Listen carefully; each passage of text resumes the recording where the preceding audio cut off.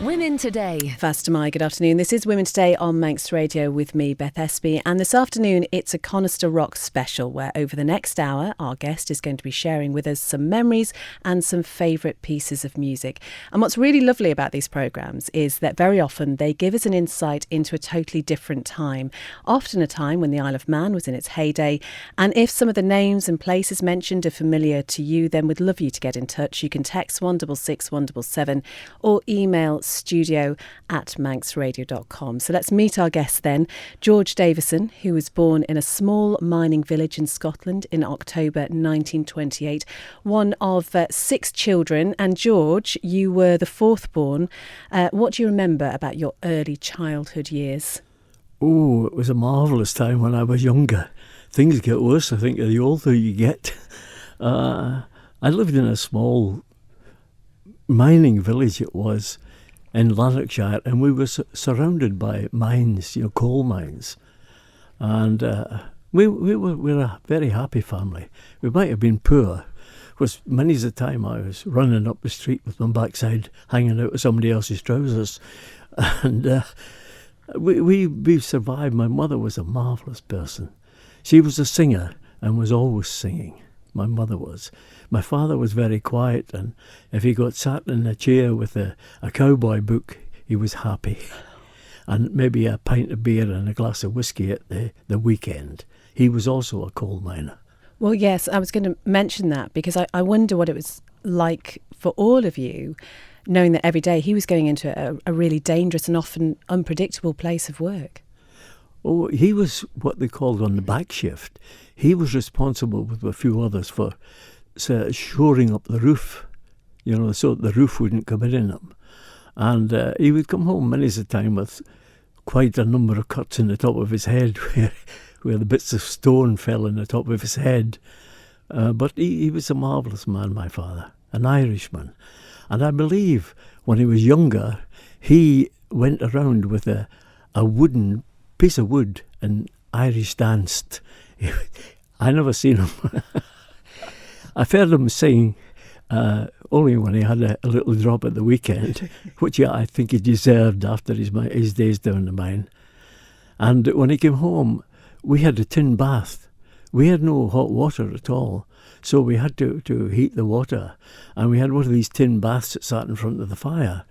And we went out of the room while my father washed in this tin bath when he came home from the mines. Tell me what your school days were like, George. What were you like as a schoolboy? I was, I think, one of the terrors. Many's the time I got the whack over the knuckles with the ruler. Or we had what we call a black belt that they held. And if it was just a minor sort of thing, you got one strap. You held your hands out and they gave you one strap. And if it was a very bad one, you held your hands out and you got 2. But I loved school. I mean, we had a smashing time when I was young. Yeah, the days have changed. I think we had more enjoyment when we were younger. We had a river run from the mines, and of course the silt was black, coming through, and we had a dam built where we swam when the weather was decent, and you would come out of the water with the big black rims up round the top of your face from the coal. But at weekends, I think the miners, we had what we call gambling schools up round the back of the hill. The men seemed to waste their money on throwing up a couple of pennies and betting on heads or tails, and that was weekend work for them. Or the snooker hall. We played mostly snooker and pin at that time in the Miners' Welfare Hall. Well, you left school at 14. As you said, you lived in a mining village, and I'm guessing that it was expected almost that you went into that line of work. My mother never believed I should do, but that was where the money was. The money wasn't good, and that was where the money was. So I went with the rest of them into the mines and had employment on the surface where we sorted the coal. There's no point in trying to explain it over here with how the machines went, but the coal came down on a conveyor belt. It was a system like that, and we sorted the stones from the coal, and the coal went through into wagons, big coal wagons. It was good. Then I progressed, if that you call it that, the word, from there to down the mines. And I was never really a great miner at all. My mother always said that it's not for you, son. You're much too good for that. So I was a miner for quite a long time in this. It was called Binhar Colliery. Then I left there and went to another colliery, which was overlooked by our house. We could see it from the window. And I went down that one. Now, that was in sort of two sections. One section was under the reservoir, where the water dripped on top of you all day. And the other was a dry one, where you were breathing in the coal dust all the day.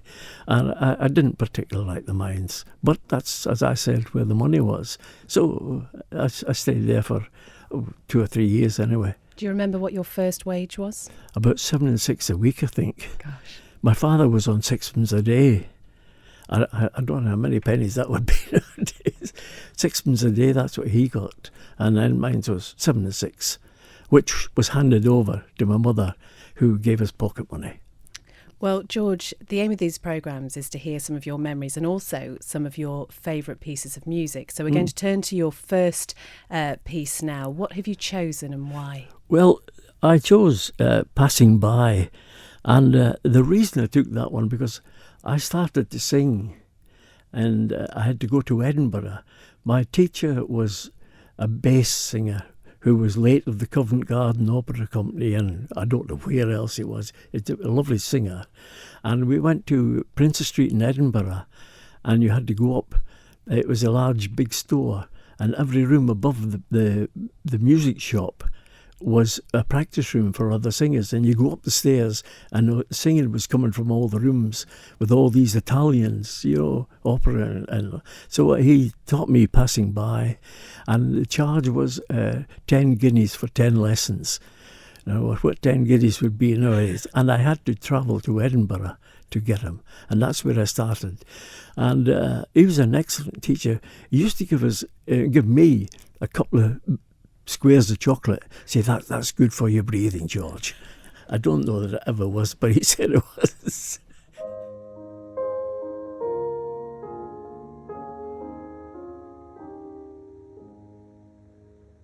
There is a lady sweet and kind, was never face so pleased my mind. I did but see her passing by, and yet I love her till I die.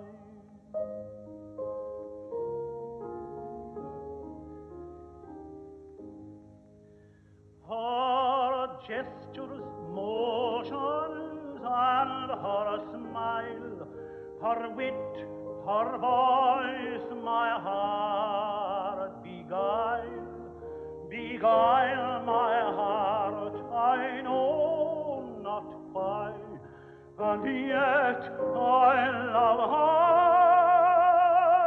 her till I die. Passing By, sung by John McCormick there, and memories for George Davison of singing in Edinburgh with those little square pieces of chocolate to keep your voice. Do you still stand by that? No. I make the chocolate now, funny enough, but I don't eat it.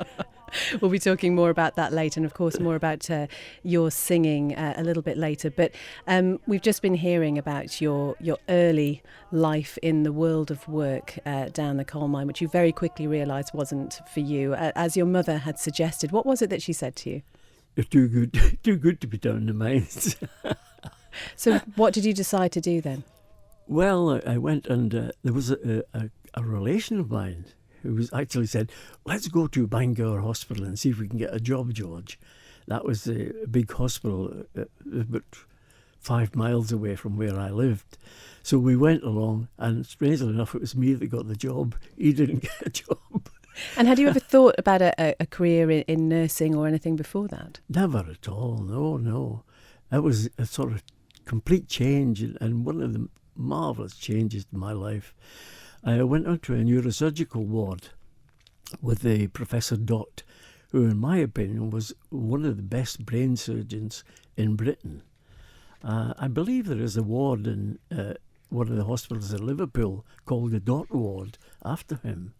And he was one of the nicest people I met. And that's where I started my career in nursing, with a sergeant major for a sister. The good old days of nursing. Yes. We're going to be hearing more about that in just a moment, George, and also finding out how you came to be here in the Isle of Man. But you're listening to Women Today. It is 17 minutes past 2 now. The Nation Station, Manx Radio.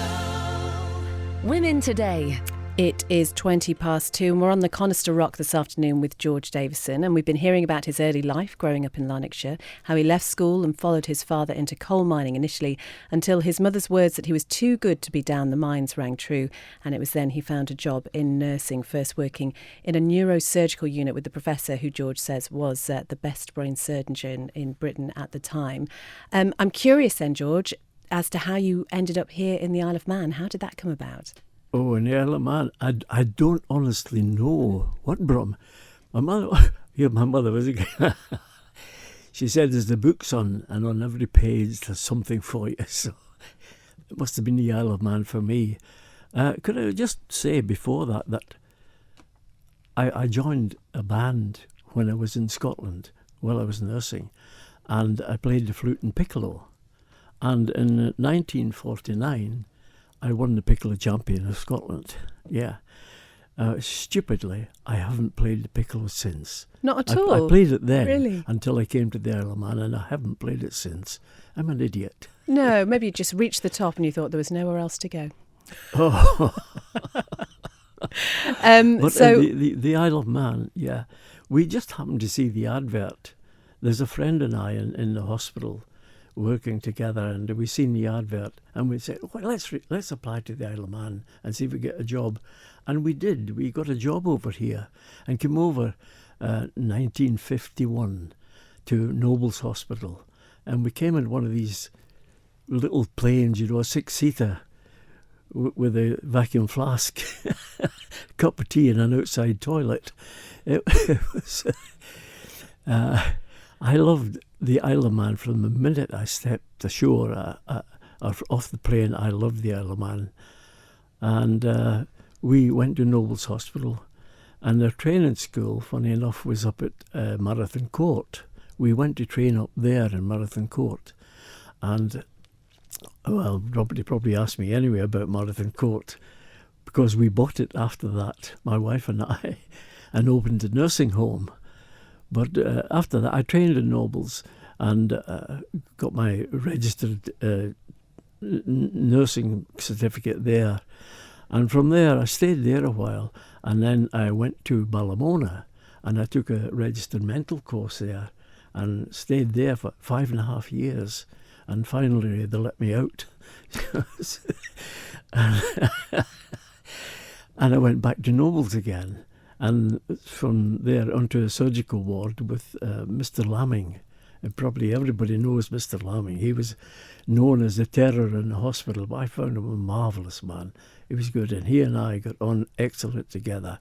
Then I was promoted to charge nurse and worked in charge nurse, and that was marvellous, being able to look after people. There's nothing nicer, I think, than seeing somebody improve after they've been operated upon, and then getting their clothes on and going home. That was a marvellous thing for me. Then my wife and I, opened a small nursing home at the top of Mona Street. We had no money, but we went. There was a lady called Chrissy Corkle who used to have second-hand shops in Douglas, and she had a house there, and let's have the house to open a nursing home in. And we run bed and breakfast and a nursing home up there in Mona Street. Oh God, I've done that much. I'm trying to remember what I've done. Well, let's take a break for your third piece of music. This is a piece that you've chosen from La Boheme. What is it and why? La Boheme, Your Tiny Hand is Frozen. as one of my favourite opera pieces. And I think about one of the first records I ever bought. You know, the big old 78 records. I think I still got it in the house. And it's a lovely song, or a lovely aria, I should say, because they're arias from opera.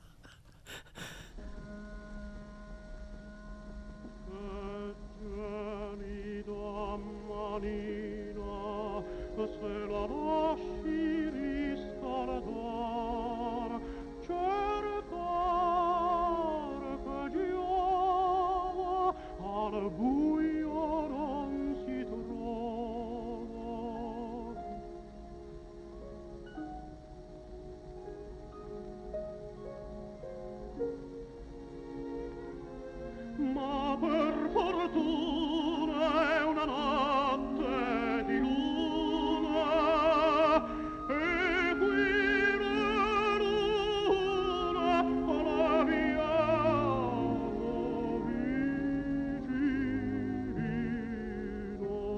vicino. Aspetti, signorina, le dirò con due parole. Chissà, che faccia come vivo.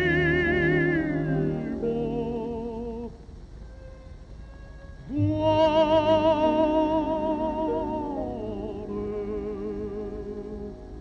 chi son?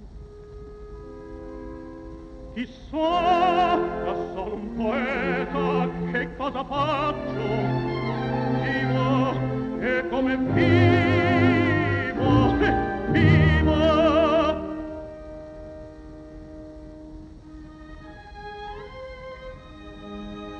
In povertà mio lieto, sono da gran signore, prima d'inni d'amore,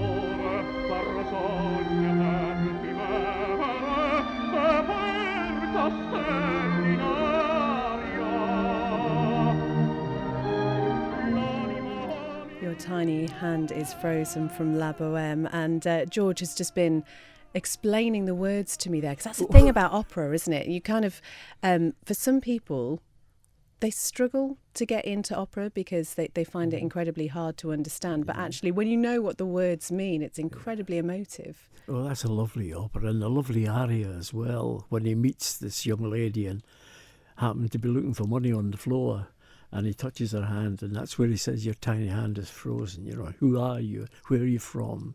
And he's a poet. It's one of my favourites, that one. Yeah. Well, let's talk about the lady that you met, and you have mentioned your wife several times, but do you remember the first time you met Joan? We met in hospital. Joan was a nurse in hospital as well. So I don't know how I managed to meet her at all. It's fate. We were just meant for each other, I think. We were talking earlier this week on the programme about the secret to happy marriage, because this week the Queen and Prince Philip are celebrating their 70th wedding anniversary. You're not far behind. You've been married 65 years. 65. I think there is something to a long marriage. It's plenty of fresh air, plenty of long walks on your own. That's not what I thought you were going to say. They're going to be all romantic there. We have been together for over 65 years. Yeah, that's 3 life sentences anyway. I should say Joan is sitting here in the studio. She's used to me. She thinks I'm an idiot. Yeah. But you mentioned the nursing home, so you were working together as well, you know, bringing up a family. Yes. You have, I mean, as I hope we will get onto, so many other things that you've been involved in. You won't. No, I probably won't get into all of them. But I just wonder, how do you keep that relationship going? How do you keep it so strong enough to last 65 years? Yes, you won't argue.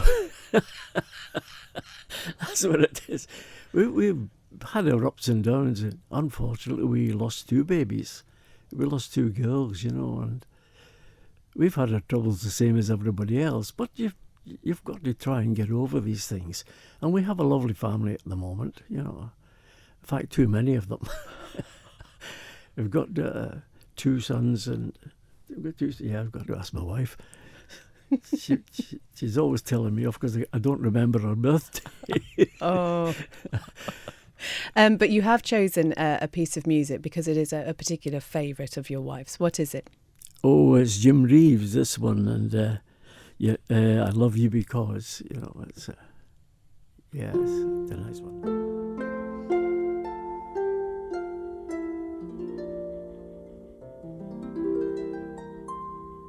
I love you because you understand, dear, every single thing I try to do. You're always there to lend a helping hand, dear. I love you most of all because you're you. No matter what the world may say about me, I know your love will always see me through. I love you for the way you never doubt me. But most of all, I love you 'cause you're you.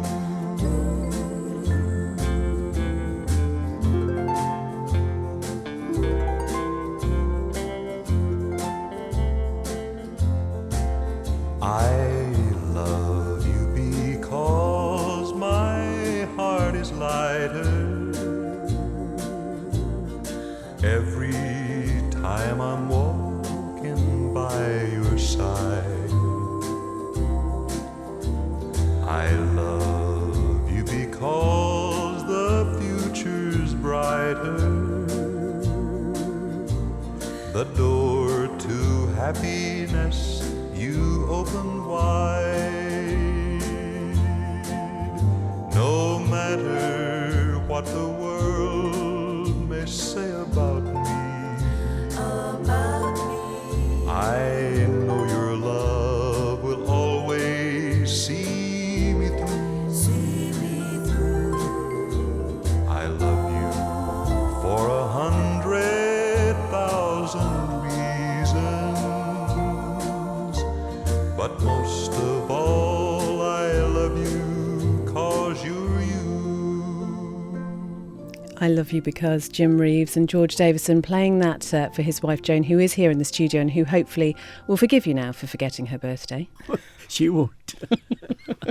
We'll be talking more with George in just a moment and finding out about his singing and performing, and also hearing a very special track from the Regal Singers, which he's been a member of for more than 50 years. So do stay with us. The Nation Station, Manx Radio. Women Today. It is 25 to 3. We're on the Conister Rock with George Davison this afternoon. And Peter Kelly from the Victorian Society has been in touch to say that anyone who is considering going to Captain Steve Carter's talk tonight on steam on the farms and roads of Man, there is a slight change because unfortunately Steve has been called out at short notice to pilot a tanker out of Douglas Harbour when he was due to be giving that talk. So instead Peter is going to be giving one of his very infrequent Victorian magic lantern slideshows.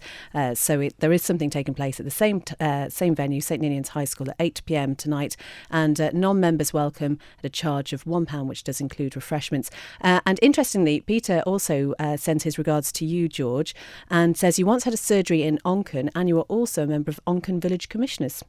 Yes, I was, yes. I was chairman of the park. That's when Jack Nivison and Arnold Callan and a few others were members of it. They were tough people to deal with. And I thoroughly enjoyed that. I was there for 5.5 years. And unfortunately, I had so much to do that I was called back. I did open a surgery in Onchan doing chiropody because I took a chiropody course as well. And this was alongside running, when you were talking about the nursing homes. Was this the similar time to that? Oh, I was still doing that as well. Yes. And I loved the commissioners. But then, when I was doing the chiropody, I was approached to come back to Nobles again, to the hospital, and I went back again and was promoted to nursing officer in Nobles. So until I left Nobles, retired at that time, and I was a nursing officer in the administrative side. And my life was in Nobles. I thoroughly enjoyed it, you know. I think I was there in nursing for over 40 years. So no regrets about going into that career? Not a bit. I loved it. Now, you've hinted at where your love of singing and performing came from. I mean, you heard your dad occasionally when he'd had a tipple at the weekend, but your mum, you say, was very much a singer, and you grew up around that. And performing has always been very important to you. You mentioned being the piccolo champion, 1949 was it? But you've also performed many times at the Villa Marina. So this was your pastime then, was it? Oh, I've sung. Well, I sung when I was at school. I didn't think it was much good, but they let me sing in school. And when I came after being taught singing in Edinburgh, I came here, and I went to Mavis Kelly. Mavis was a lovely singer herself, and she was a marvellous pianist. And Mavis then sent me to Emily Christian. And everybody knows Emily Christian. Emily was strict, but I loved Emily. She was really, really good. And Emily said, look, I can't do any more with you, George. You better get over the road. And she made me go over to Dougie Buxton. And Dougie was also a marvellous man. He taught me the rest, and it was good. I've competed in the Guild for many years, both in duets, quartets, and on solos, and I won to get into the Cleveland Medal, but I never won it. There was always somebody that little bit better than me, and I accepted that there was a nicer singer could woo the judges more than I could. So I still sing. I still sing with the Regal Singers. You've been with them for over 50 years. You were performing with them last night, in fact. We were at the St Andrews? Yes, we were with the Stroke Club. They're a marvellous lot, you know, to have so much wrong with them, you know. You cried, I always say, I cried because my feet were sore, and then I saw a man with no legs, and I think that's how we should look life, you know. Well, singing, always somebody worse off than ourselves. Singing with the Regal Singers is still then what you do to relax. They're a family, sorry. The Regal Singers are a family. We're depleted, becoming depleted, because we're all getting old. I'm the oldest one in the choir. But we still sing, and we still entertain lots of places, in the nursing homes and charities. We give so much money to charity, and I thoroughly enjoy the Regal Singers as well. Well, let's hear your fourth piece of music, which is a duet of you singing. Who are you singing with? Oh, Arthur Cowley and I. Arthur have sung for many years duets. I think we've got at least 12 duets we sing together. Mostly the Scottish duets, because we both like a bit of fun, you know. We love to be funny and make people laugh. There's nothing nicer, I think, than making people laugh. This one is called Perhaps Love, yeah.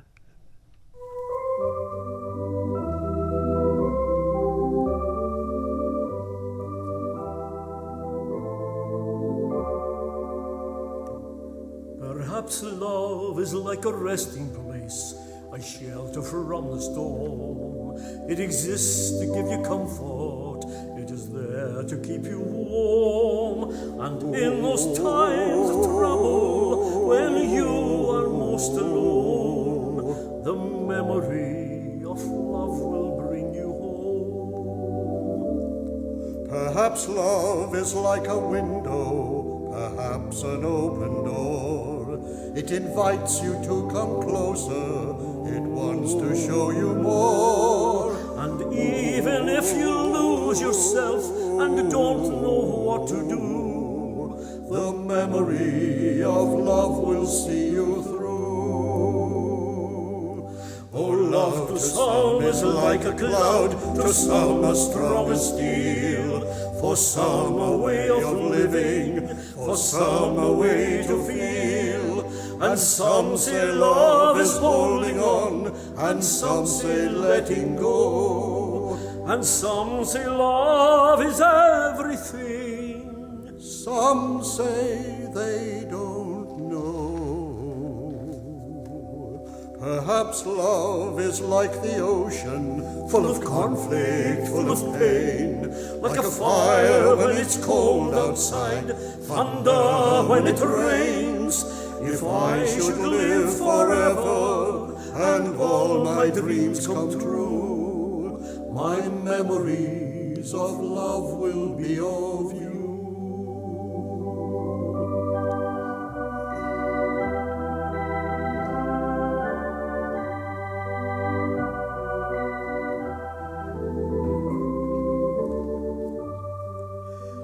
And some say love is holding on, and some say letting go.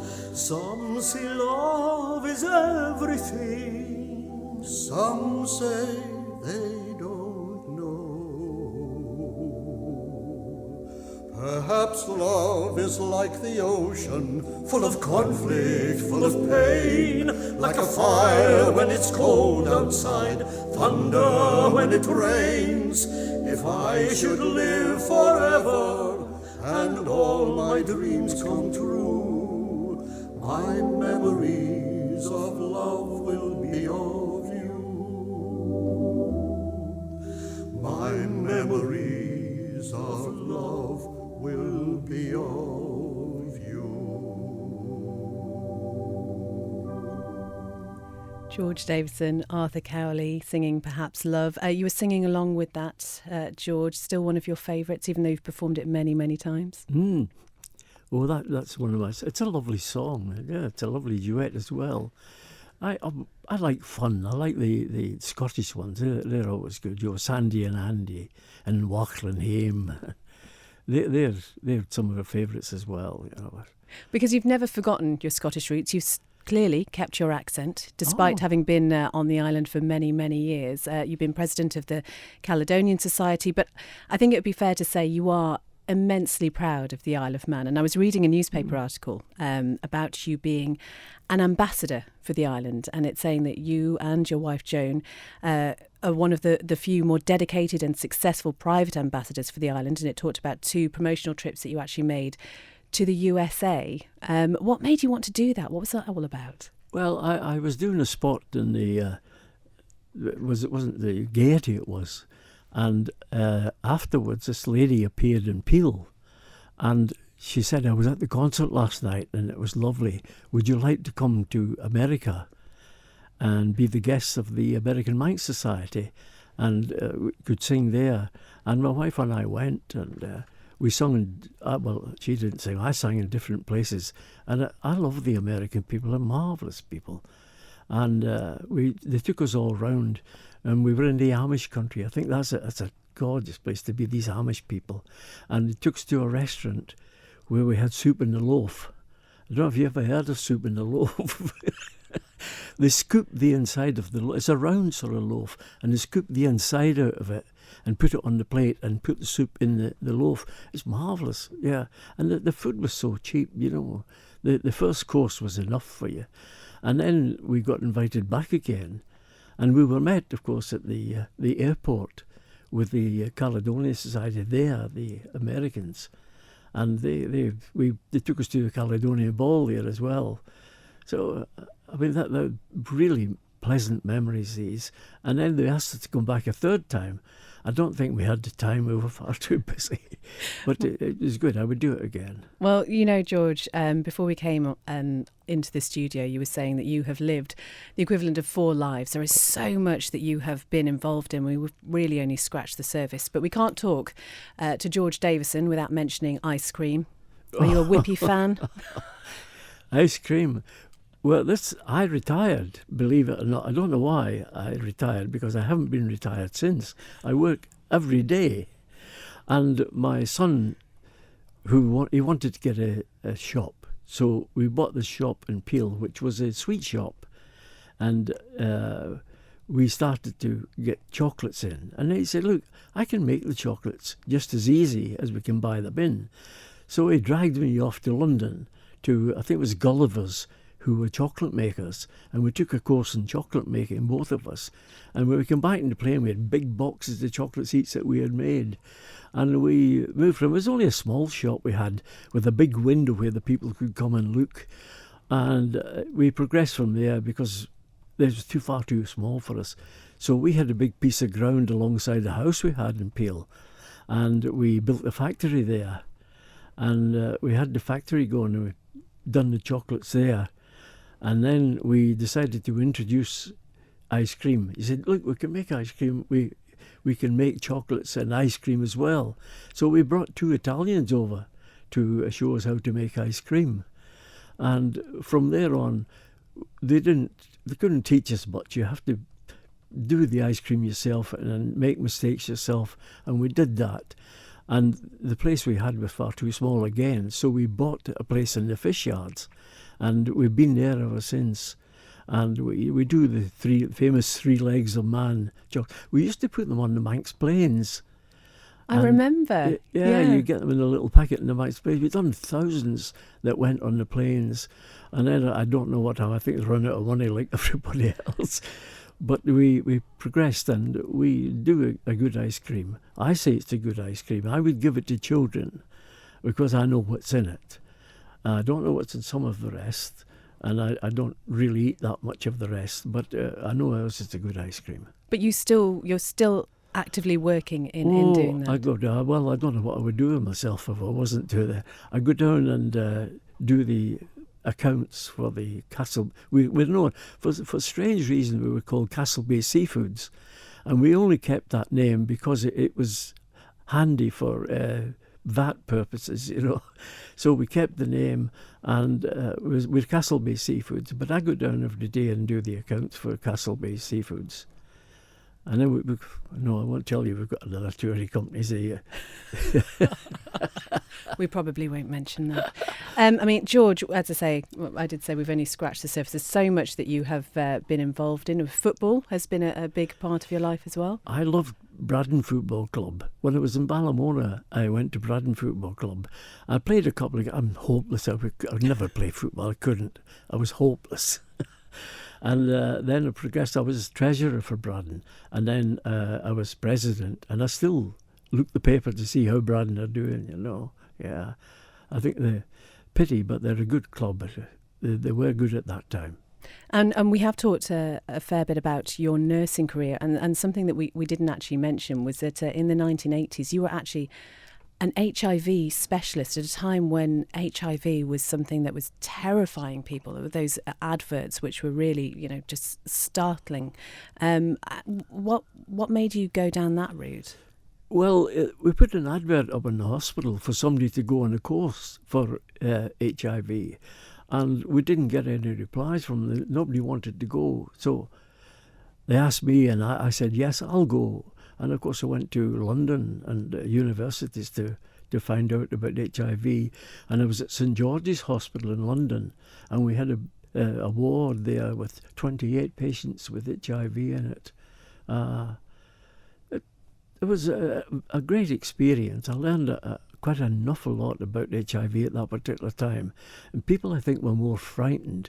And people didn't, even some members of the House of Keys didn't even believe that we had HIV or had people who would get HIV. And when I came back, I went everywhere I could get to teach people and pass my knowledge on to the people about HIV. And we still have it. Although it's treatable, it's not really treatable at the moment, but they can control it at the moment. It's still there. And I hope that people will listen when they're told about it, you know. Well, George, it has been wonderful talking to you this afternoon, hearing some of your memories. And I just want to end really very briefly with some of your memories of first coming over to the Isle of Man, which was an incredibly different place when you first came over here. I mean, you talk about all the shows that were up here on Douglas Head and seeing a real vibrant place the island was. Oh, it was full of people. Yeah, yes, the Douglas Promenade was full of people, and Feldman's music place was full, and there was the Rockmaker in Strand Street as well. Used to go and watch them making the rock and then go to Feldman's for a sing-song. And Douglas Beach was packed. There was deck chairs all over the place there at that time. You could get it. And Douglas Head was one of the places as well. Many's the time we come up here and right round to Port Soderick, because Port Soderick was thriving at that time. And a friend of mine had one of the last boats that took the passengers round to Port Soderick. Peter Veal, his name was, and Peter had this boat that took them round. But we come up here many's the time and been up at this little place up here watching the shows. It was really, really good. Well, wonderful memories, George. Thank you so much for sharing them with us. We're going to finish with the final piece of music that you've chosen. What is it and why? The last one you want is, there's so many pieces. Les Miserables is one of the best shows I have ever seen. And the music from Les Miserables is excellent. And On My Own is one that I love. One of the songs, On My Own, is gorgeous. Wonderful. George Davison, thank you so much for being with us this afternoon. And to finish, here is On My Own, performed by Samantha Barks.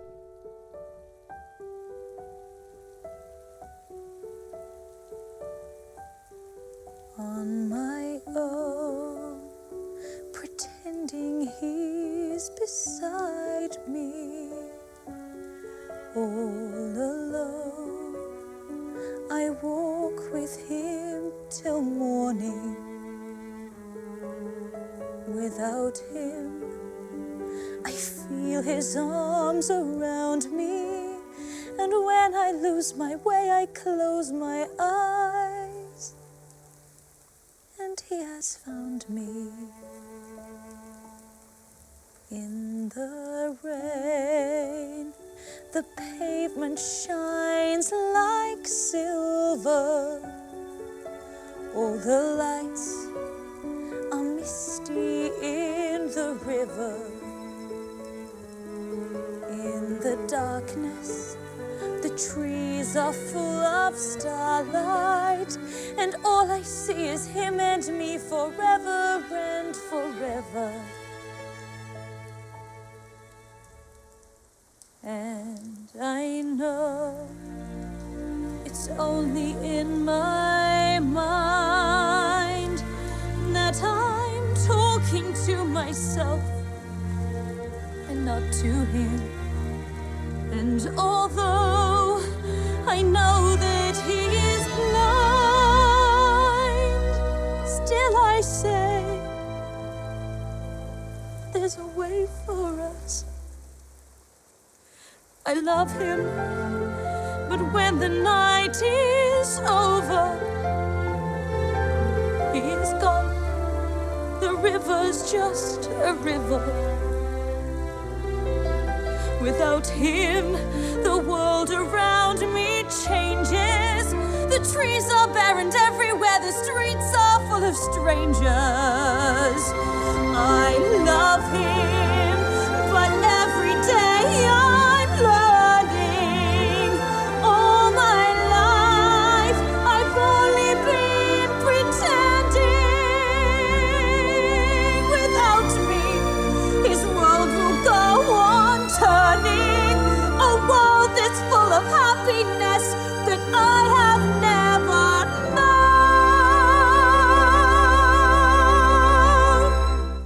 Women Today